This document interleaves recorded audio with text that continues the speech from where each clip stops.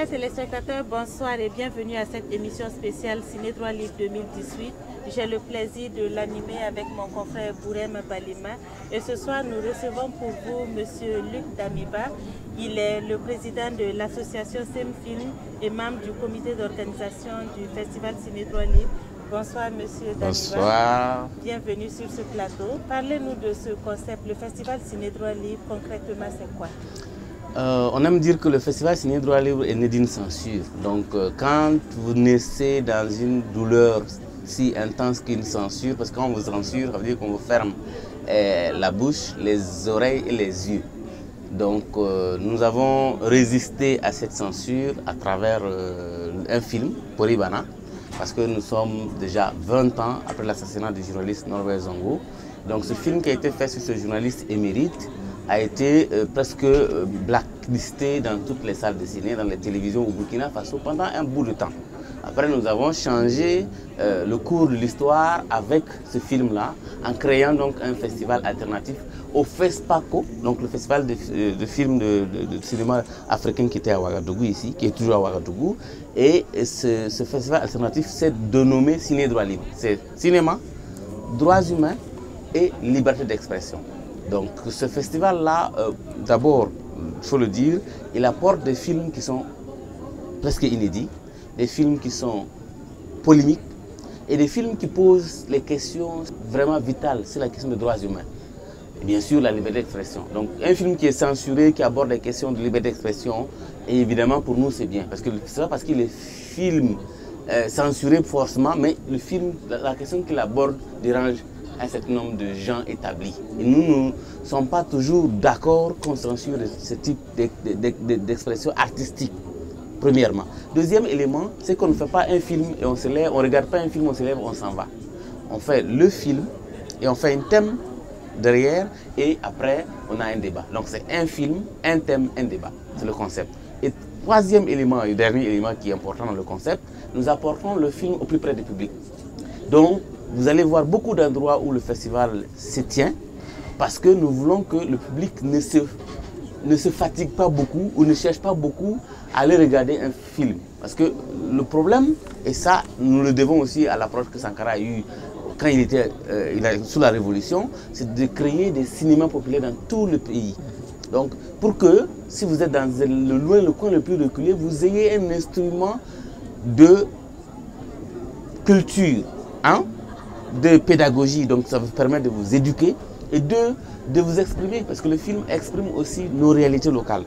Donc c'est ce que nous avons voulu faire, d'amener le film au plus près du public, donc en organisant des projections dans les quartiers populaires, dans les universités, dans les écoles, dans les quartiers où, bon, bien sûr pour la classe, comme on dit, entre guillemets bourgeoise, donc dans les endroits où ils peuvent aussi venir en se disant oui, je vais regarder un film dans un fauteuil un peu confortable. Donc on a essayé de tenir compte de tous les publics qui existent. Ouais, pour cette année, le thème est Justice, levez-vous. Est-ce qu'on peut dire que la justice est toujours couchée au Burkina Faso ou bien c'est vraiment un thème évocateur? Je crois que c'est un thème qui est aussi général pour beaucoup de pays africains.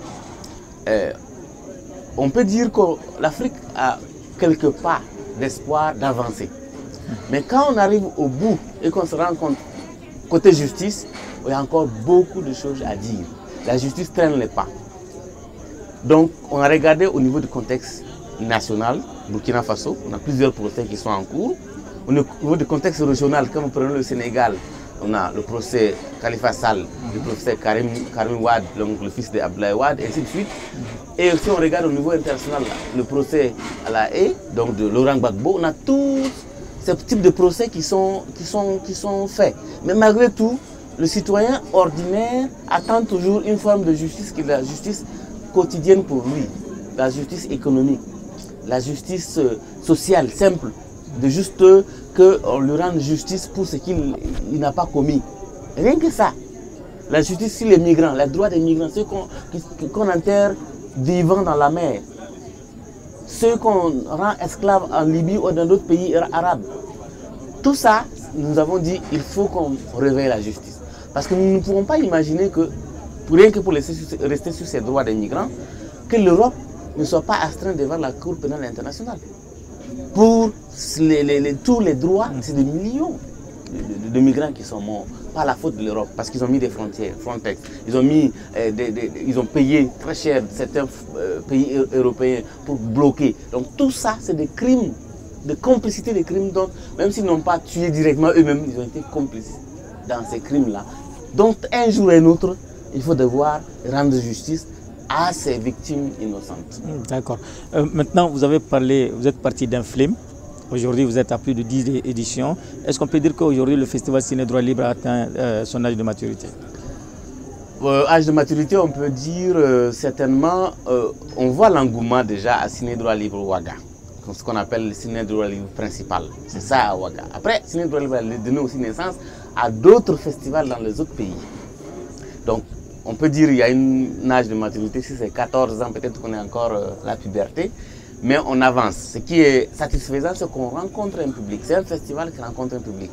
Et que s'il n'existait pas, il fallait nécessairement le créer un jour.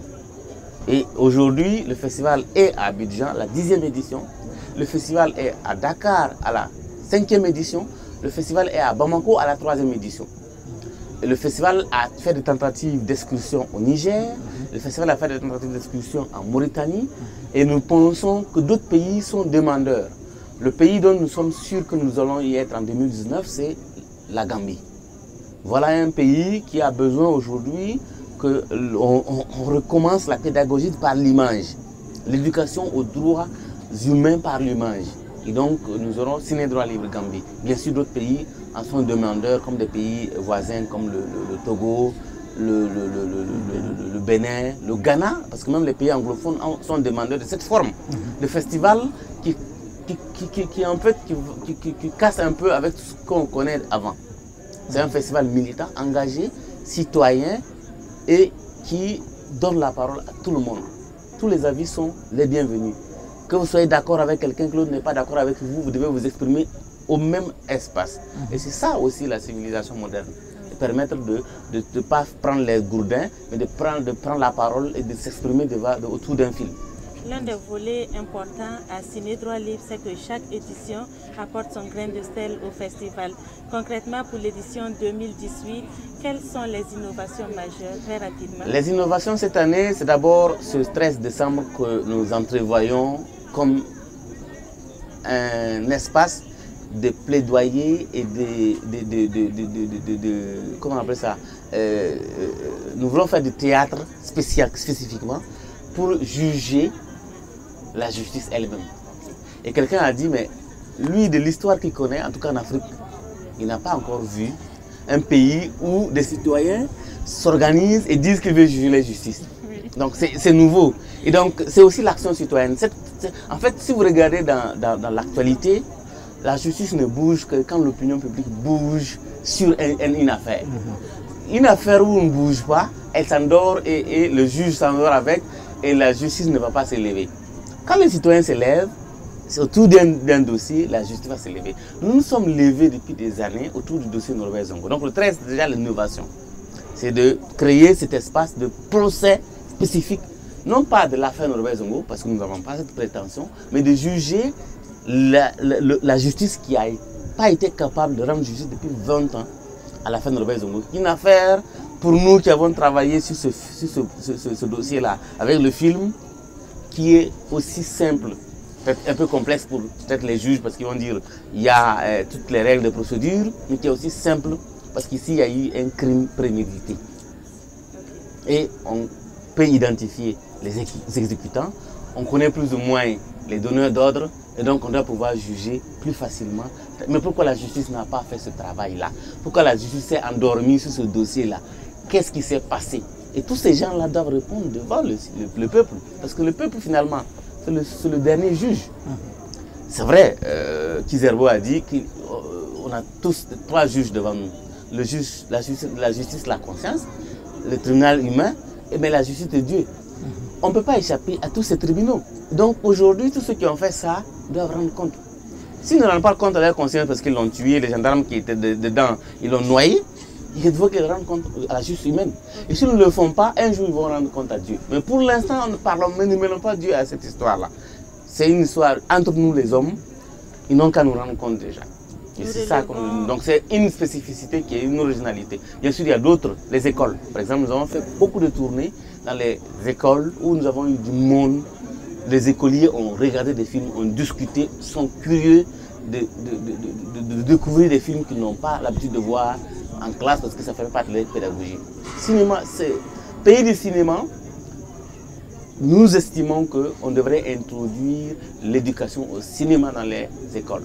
Et nous avons commencé avec nos moyens, avec notre manière de faire à travers le Ciné Droit Libre. En termes d'innovation, nous ajoutons que le festival Ciné Droit Libre fait également un clin d'œil à la région du Sahel, à la région de l'Est, qui est actuellement en proie au terrorisme.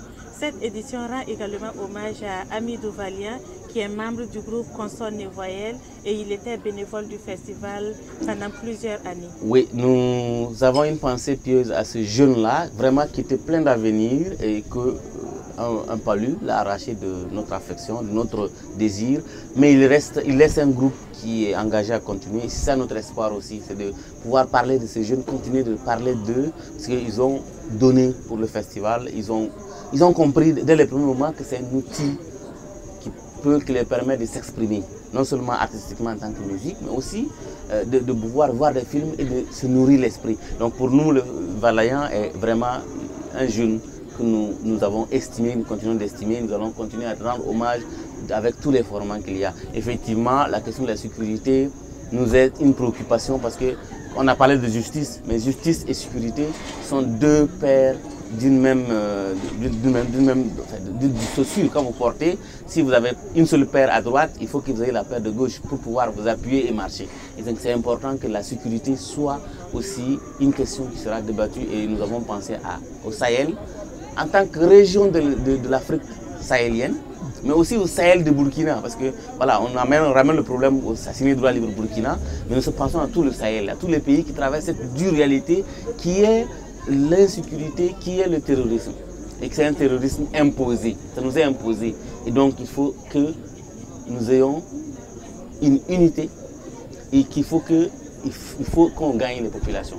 Cette lutte-là, ce n'est pas ni armée seulement qu'on va la gagner, ce n'est pas non plus qu'avec les populations seules qu'on va la gagner. Il faut combiner plusieurs stratégies. Et la meilleure des stratégies, c'est d'abord de gagner les populations. Parce que si elles sont gagnées par les terroristes, nous sommes partis pour des années durant face à cette pieuvre-là. Merci M. Damiba Luc d'être venu nous entretenir sur la 14e édition du Festival Ciné Droit Libre qui a lieu autour du thème « Justice, levez-vous ». Et merci à toi également, Bourema Balima, d'avoir bien voulu co-animer cette émission avec moi. Merci à vous, chers téléspectateurs, d'être restés avec nous. Au revoir. Pour la promotion des droits humains et de la liberté d'expression, pour que le monde tourne plus droit et plus libre.